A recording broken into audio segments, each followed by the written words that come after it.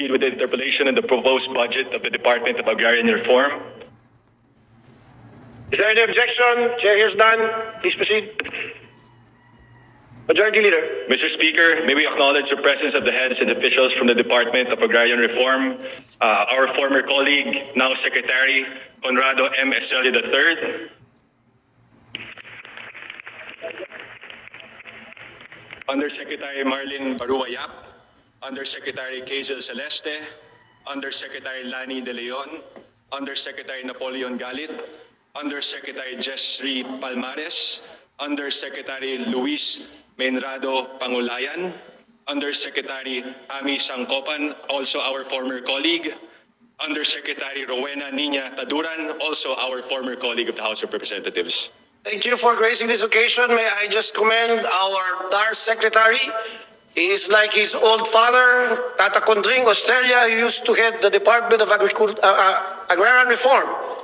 And I can see the strides that he has been making, and I congratulate him. We also would like to all welcome all the undersecretaries who are here. Our former Secretary General, Undersecretary Bailin Yap, Undersecretary Celeste, Yusek De Leon, Yusek Galit, Yusek Palmares, Yusek Pangulayan, and our former colleagues here, Yusek Sangkopan and Yusek Taduran. Welcome to the House of Representatives. Please proceed, Majority Floor Leader. Mr. Speaker, I move that we recognize the Representative Ted Haresco, Vice Chairperson of the Committee on Appropriations, to answer the questions of the proposed budget of the Department of Agrarian Reform, Mr. Speaker. The good defender from the 2nd District of Aklan, the Vice Chair Ted Haresco, is hereby recognized. Mr. Speaker, it is my honor to sponsor the budget of the Department of Agrarian Reform for the fiscal year 2025, amounting to 11.101 billion pesos. The approval of the budget proposal will enable the DAR to continue the highly successful and swift provision of the land tenure security to the landless Filipino farmers and legal intervention to agrarian reform beneficiaries. With the budget, the DAR can keep on robustly implementing, facilitating, and coordinating support services for our beloved farmers. Mr. Speaker, it is our honor and privilege to welcome our former colleague, Secretary Conrado Estrella, with the President. They are the agrarian, the greats. They solve the problem of the Gordian knot of 4 decades, 5 decades of farmers in debt who were not able to access micro and small credit, Mr. Speaker. Finally, Mr. Speaker, their predecessors, the former President Ferdinand Marcos and the Secretary's father, Conrado Estrella, opened the door to agrarian reform. And now, with the door open, there is a golden future for our rice farmers, Mr. Speaker. With that, Mr. Speaker, this representation is now ready to answer questions from our colleagues. Thank you, Mr. Speaker. Well said, our Congressman from the 2nd District of Aklan, the Vice Chair and the defender of DAR, Congressman Ted Haresco. Thank you very much for your sponsorship speech. Majority Leader. Mr. Speaker, I now move that we recognize the Honorable Representative Arlene D. Brosas of the Gabriela Party List to interpellate the sponsor on the proposed budget of the Department of Agrarian Reform. The lady in pink, the Party List Gabriela, Representative Arlene Brosas, is hereby recognized. Thank you, Mr. Speaker. Maraming salamat, Mr. Speaker. Mr. Speaker, will the good sponsor yield to a few questions, Mr. Speaker? Yes, of course, Mr. Speaker. A beautiful lady in pink. In pink talaga, Mr. Speaker. Anyway, Mr. Speaker, last budget hearing, sinabi ni Secretary na in-accelerate ngayon ang implementation ng EO 75 series of 2019. This is the inclusion of land grants to retired soldiers, policemen, rebel returnees, and graduates of 4-year agricultural courses into modern agrarian reform communities. Ano po ang current status ng execution and implementation ng Executive Order number 75 series of 2019?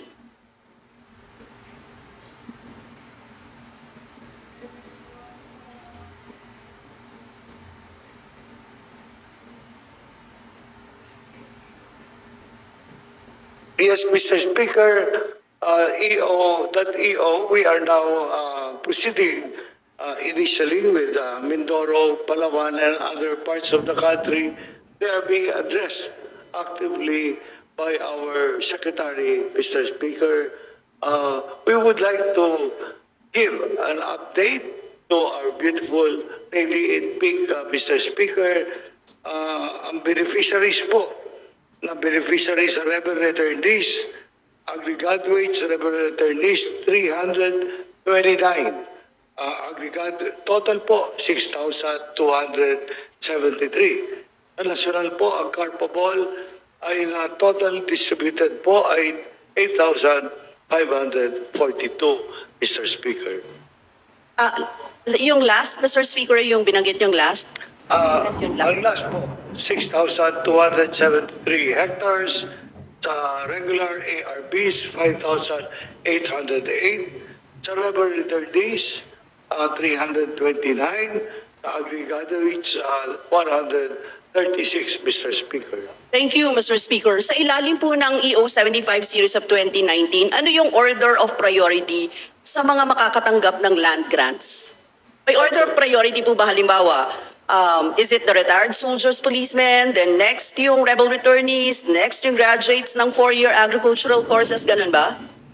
Mr. Speaker, according to the East, kung sino po pinakamabilis mabigyan, wala pong priority basta kung saan lang po ang pwede rebel returnees or mga AFP returnees. Wala po policy na inuuna po ang military po.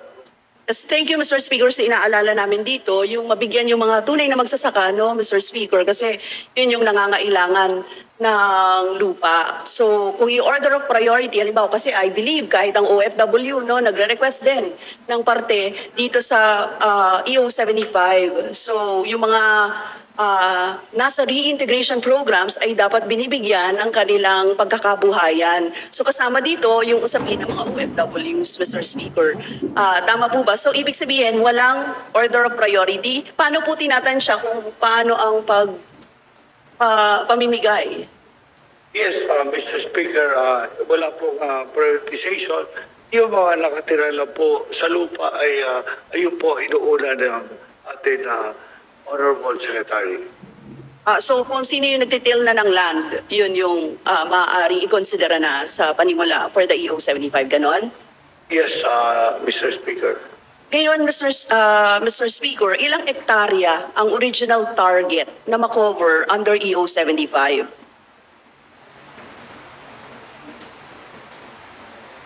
Yung 273 hectares, ito ba yun? O more than that? More than that, Mr. Speaker. Do you have, meron po ba kayong bilang?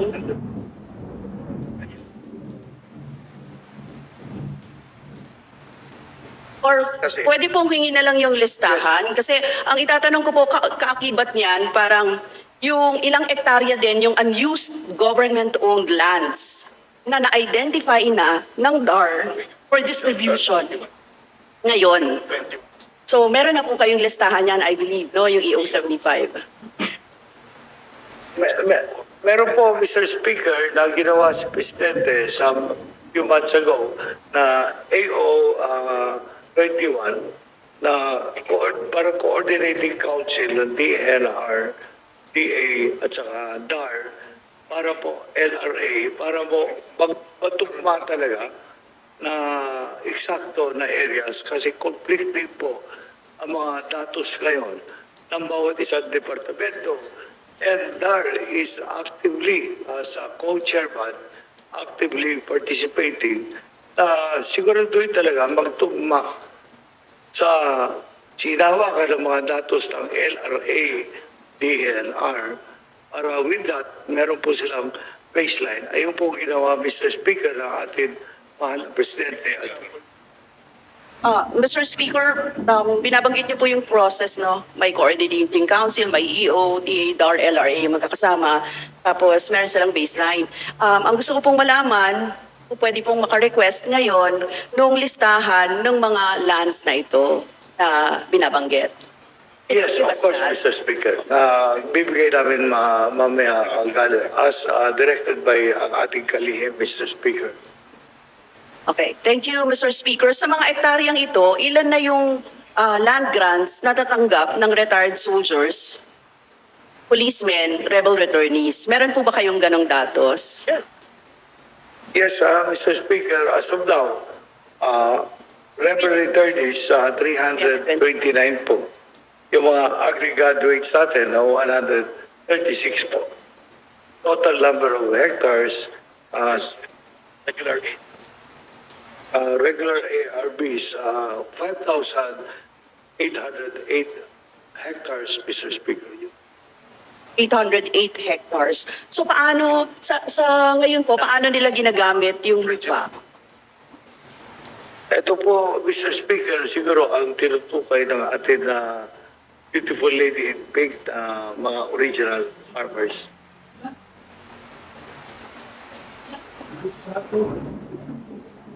Yung paggamit sa lupa po yung tinatanong ko, Mr. Speaker.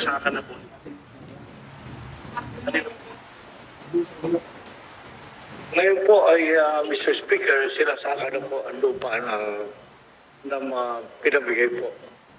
5,808 hectares. Yan. Mr. Speaker, maraming mga magsasaka sa bansa natin, wala silang sariling lupa, tapos nakikisaka lang sila. Maraming kaso na ilang dekada nang nagsasaka, yung mga magsasaka at kanilang pamilya sa mga pukurin, ngunit hindi pa rin sa kanilang lupang kanilang sinasaka. Marami rin kaso ng pangaharas, ng paalasin sa lupang sakahan. Nung committee hearing po, ilan sa mga nabanggit ko doon ay mga cases no, ng land dispute. At alam na alam po namin yan ni SEC. Tapos ngayon, syempre nagre-react kami na ang mabibigyan, AFP, PNP ng lupa. Tapos baka kamukat-mukat mo yung mga magsasaka natin na tunay o sigurado na magkukultivate at magagamit ng tama yung mga lupa, hindi sa kanila mabigay. So Mr. Speaker, yun naman yung agam-agam namin dito sa unahin or ang mauunang mapagbibigyan ay yung mga pulis at sundalo. Then the land will not be cultivated. Ganun po yung pagtingin namin dyan. Kaya po tinatanong din namin sa inyo kung ilang farmers ang nananatili, nasa kanila ang lupa at kinukultivate nila, tinitil nila yung land, sinasaka nila yung lupa. Yes, Mr. Speaker, habang nandiyan pa po ang ating very tirelessly hardworking na secretary, kayo po, lalo na po ang ating mga kasama, ay yun po ang nasa prioridad ng ating kalihim Secretary Conrad Estrella. Thank you, Mr. Speaker. I did appreciate yung sinabi kanina na kung sino yung nandoon sa lupa, sa EO75, sila rin kung sino yung occupants o magsasaka doon sa lupa, sila rin yung magiging beneficiary ng land. Tama po ba? Yes, that is informal.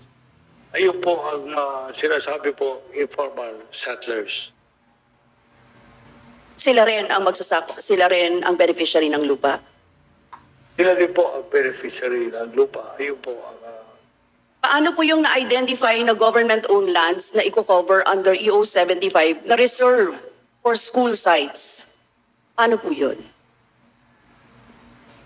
Your reserve for school sites, Mr. Speaker, I think that can easily be resolved with the active participation of the SUCs. Yes, it is included. So, Mr. Speaker, merong mga reserve sites na school, pero maaaring pumasok sa EO75 kasi may mga tiller occupants, no? Ganun ba? Well, Mr. Speaker, I'm sure that with your assistance, with the assistance of the beautiful lady in pink, I'm sure isa-isa rin niyo yan mga SUCs, mga military camps. kailangan Yes. din tulong andar. Yes, Mr. Speaker, may ongoing kaming dialogue with mga magsasaka sa Bukidnon dun sa CMU, no? Na may mga tiller occupants at the same time ay school site 'yon. Sana po ay maasikaso ito ng DAR. Ayun po. Thank you, Mr. Speaker. Yes, of course. On to my next question po, Mr. Speaker. Ilan yung total farmers na nabigyan ng order of parcelization under split program? Split, Mr. Speaker, Mayo lang po, 2024, na in-extend ng World Bank yung split program. Tumagal po ng mga 3 taon, pabalik-balik in terms of reference ng World Bank, kaya na-delay. So, hahabulin po yung split na yan by the year 2025, Mr. Speaker. Kaya mula noong Mayo 2024, ang target po, 24 po, asahan niyo po na aabot tayo ng 136,116 na titulo po. 136,460. 116 160. So ito For po this yung year. total for this year. for this year. Sa bilang po na ito, voluntary at optional ba ang pagpasok ng mga magsasaka dito? Yes, Mr. Speaker. So, sarili nilang choice. Halimbawa, ako, nasa collective farming ako, hindi ako sasama dyan kasi ayaw ko. Okay lang yon, Mr. Speaker. Hindi siya sabilitan. Tumatango yung nasa likod niya. It's their choice, Mr. Speaker. Kung ayaw nila sumama, Mr. Speaker. So, Mr. Speaker, ibig sabihin, ito ay voluntary at optional. Dito sa split program na ito, Mr. Speaker, saan-saan na ito naipatupad? Yes, Mr. Speaker. Yes, Mr. Speaker. The DAR is mandated to give the Congress the report, Mr. Speaker. 3 taon po, pabalik-balik yung papel ng split program ng World Bank, bago-bago at terms of reference. Kaya Mayo na po, in-approve ng Board of Directors ng World Bank na i-continue na po ng... Hindi, sabi niyo po kasi 3 years na yung program. So, nakapagpatupad na ito ng saan-saang mga lugar? Yan po ang tanong. all regions. 3 years na nasa hiatus yung programa dahil sa pabago-bago yung terms of reference ng World Bank sa Washington, D.C. So, pinagtanggol po ng ating mahal na sekretary ang posisyon ng Philippine government every year na hindi na nagpapadala ng World Bank ng pera ay nagbabayad tayo ng 140 million in interest. So, 3 years, hindi nila in-approve. Finally, this year, May, in-approve nila.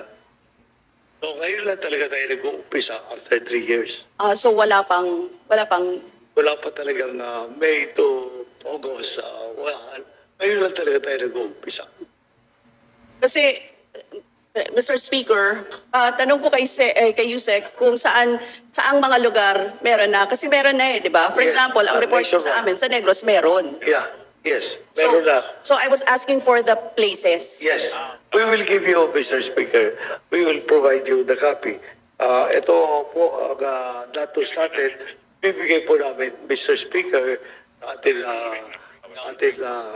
beautiful nagtatanong.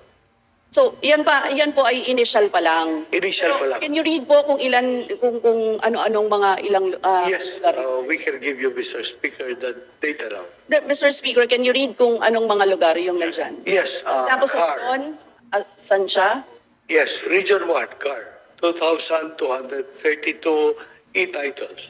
Number of hectares, 2,959. Region 1, 4,343 e-titles. Number of hectares, 5,107. Region 2, 1,933 e-titles. Number of hectares, 2,699. It's all over the country, Mr. Speaker. Okay. May you Yes. have a copy, furnish me ng copy? Yes, of course. We can provide you the official copy of these titles, Mr. Speaker. Yes. Thank you, Mr. Speaker. Mr. Speaker, kanina sinabi niyo na voluntary siya and optional, yung sa split program, ano? May nakatanggap po kasi kami ng report na may mga magsasaka sa Negros na ayaw pumasok sa split pero binigyan ng DAR ng Order of Parcelization. Ayon po ito sa report ng Kilusang Magbubukid ng Pilipinas. So Mr. Speaker, matagal na nating sinasabi at kahit ng ating mga farmers na magiging prone sa pag-agaw ng mga malalaking negosyante ang pagsasailalim sa split program. Kalaunay, maaaring mawala sa posisyon ng mga magsasaka ang kanilang lupa. Kaya ako po tinanong kanina, kung halimbawa ako, nagko-collective farming ako, kasama ko yung tapos bibigyan ako ng order of parcelization, hindi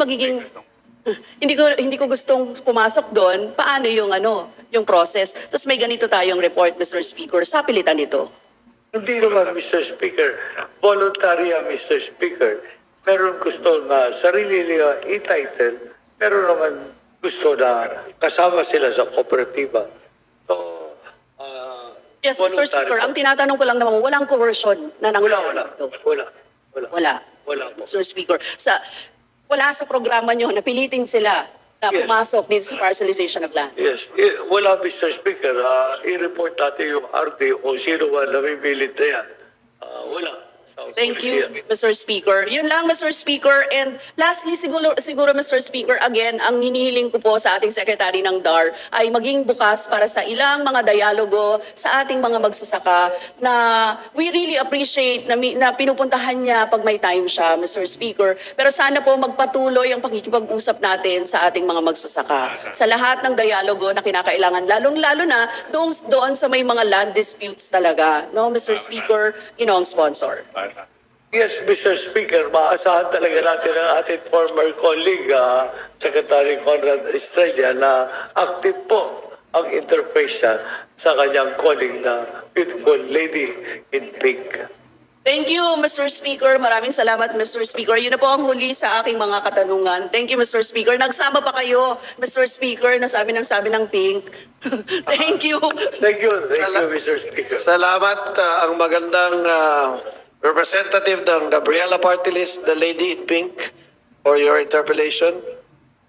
Majority Leader? Mr. Speaker, I move that we recognize our senior Deputy Minority Leader, Paul Daza. The Chair recognizes my good friend, Paul Daza. Congressman, you have the floor.